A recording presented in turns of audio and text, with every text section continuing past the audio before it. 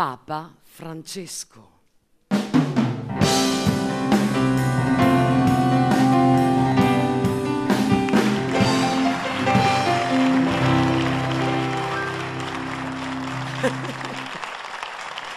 Fratelli e sorelle, buonasera.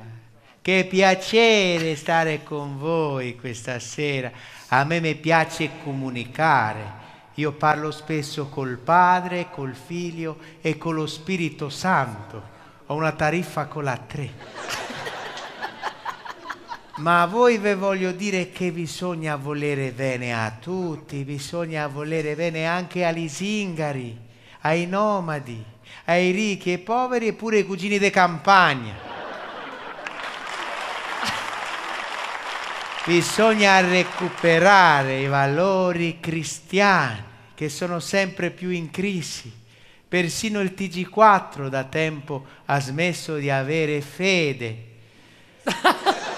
Ma com'è la Chiesa ha cominciato ad abbassare le pretese, ad abolire i privilegi.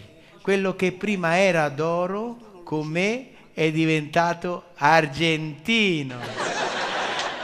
Ma mi sono portato appresso anche un tedesco, il Papa Emerito. Emerito suo si sono Papa io.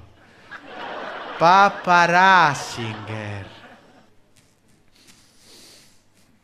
Oggi è con grande gioia che sono qui con voi, anche se spesso sono stato trattato come un cane quando ero pontefice, sì, come un pastore tedesco.